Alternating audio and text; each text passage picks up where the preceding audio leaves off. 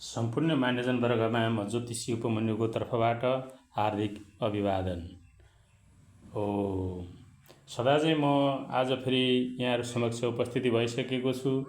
गत दुईटा सेसनमा हामीले वास्तु सम्बन्धी केही कुराहरू गऱ्यौँ।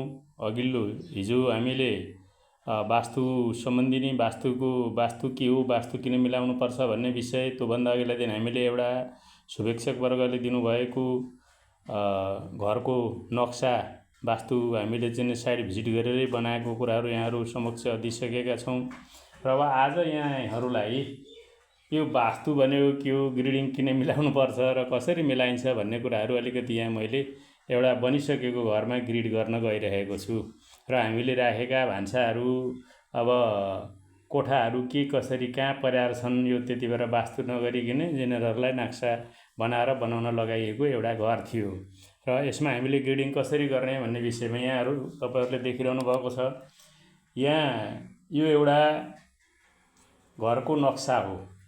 अब यो नक्सालाई हामीले ग्रिडिङ गर्दाखेरि कसरी गर्ने त भन्दाखेरि हामीसँग अब यो नक्सालाई डाउनलोड गरेर गुगल एक्सप्लोरबाट पनि हामीले यसको डाइरेक्सनहरू पत्ता लगाउन सक्छौँ। तर हामीसँग अब फिजिकल्ली अब ठाउँमै अब यो वास्तु चक्र भन्ने एउटा यस्तो हुन्छ। यहाँ अब यसले विभिन्न दिशा विदिशाहरू र सबै कुराहरू यसमा समेटिया हुन्छ। र यो नक्सालाई चाहिँ हामीले पहिला यो दाहिने बायाँ 50% र पूर्व पश्चिम 50% को बीच एउटा कोर ठाउँ, यसलाई चाहिँ हामीले ब्रह्मस्थान भन्छौँ। ब्रह्मस्थान छुट्याउने काम गर्नुपर्दछ।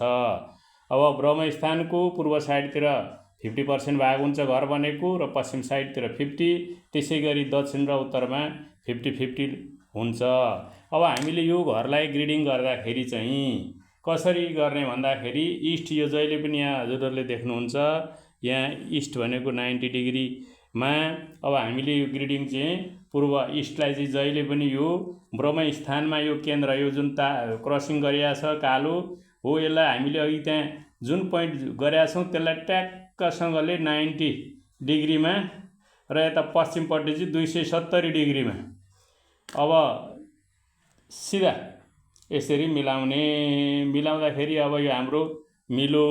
अब यो घर चाहिँ अलिकति वर्गाकार भएको थियो भने चाहिँ सबै मिलेकै छ।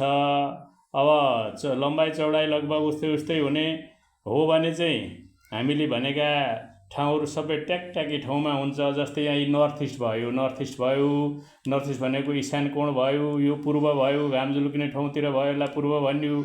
अब यहाँ साउथ इस्ट भनेको चाहिँ आग्नेय कोण यहाँ कहाँ आएर बस्यो त भन्दाखेरि यहाँ बस्यो। अब यो घरको भान्सा कहाँ छ भन्दा यहाँ यो लगभग मिलेकै छ। ESCदेखि साउथ इस्ट आग्नेय क्षेत्रसम्मको एरिया यहाँ हामीले भान्सा बनाउन पाइयो। यो घरको भान्सा यो ठाउँमा छ, यो मिलेकै देखिन्छ यतिको। र नर्थ इस्ट यहाँ अब यो ठाउँमा चाहिँ हामीले मन्दिरको गरेका छौँ, यो ठाउँमा मन्दिरै छ, यो पनि मिलेकै देखिया छ। यो घर अलिकति लम्बाइ बढी भएकोले गर्दाखेरि अलिकति ग्रिडिङ गर्दाखेरि अलिक पर सर्दै जाने हुन्छ। तर वास्तविक चाहिँ हामीले बनाउँदाखेरि ठुल्ठुला घरमा पनि जहाँ जुन ग्रिड पर्छ, अब जुन साइड पर्छ त्यसैमा हामीले त्यस किसिमको तत्त्वको उपयोग गर्नुपर्छ। हामीले यो घर बनाउनुभन्दा पहिला साँच्चीकै यहाँ चाहिँ यसरी ग्रिडिङ गरेर नक्साको तयार गरियो थियो। र यो घर लम्बाइ अब आयत प्रकारको थियो, वर्गाकार नभइकन भने हामीले यही ठाउँमा चाहिँ रिकमेन्ड गर्थ्यौँ। हामी वास्तुविदहरूले वास्तु गर्दाखेरि सल्लाह दिँदाखेरि हामीले यो साउथ इस्ट यहाँ जुन छ यो AC हो, यही ठाउँमा चाहिँ यो कर्नरमा पूर्व फर्केर, अर्थात् यो कर्नरमा चाहिँ तपाईँ के अरे हामीले रिकमेन्ड गर्थ्यौँ भान्सा बनाउनलाई। अब अहिले यहाँ छ, तर यो पनि त्यस्तो नट ब्याड हो।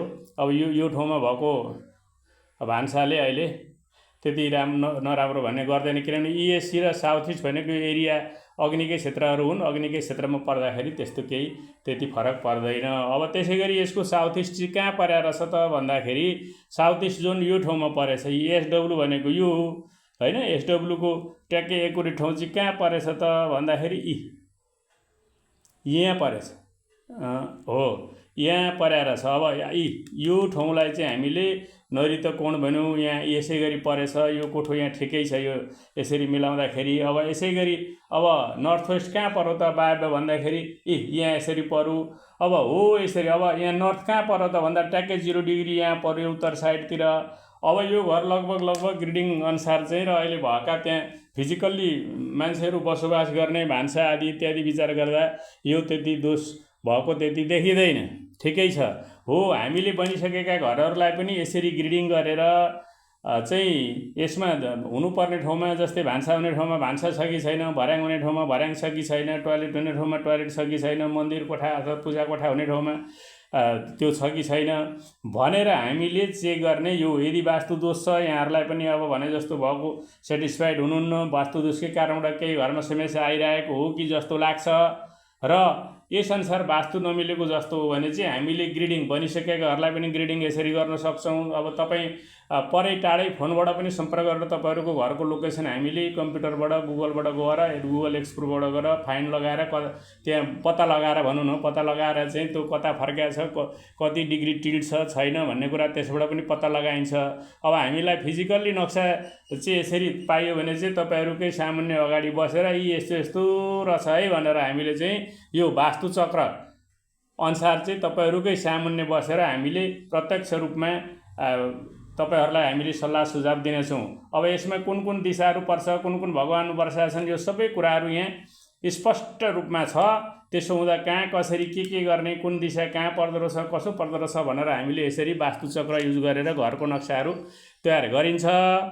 अब यहाँहरूलाई पनि अब वास्तु सम्बन्धी घरको नक्सा कहाँ कसरी के परेछ, हाम्रो घरको सही दिशामा छ कि छैन, अहिले भएका एक्जिस्टिङ अर्थात् विद्यमान चिजबिजहरू भनेर मन लाग्यो भने चाहिँ म ज्योतिषी उपमन्यु अम्बिका प्रसाद ओलीसँग चाहिँ यहाँहरूले मेरो सम्पर्क नम्बर 9814034580 मा सम्पर्क राखेर यहाँहरूको जिज्ञासालाई मेटाउन सक्नुहुन्छ।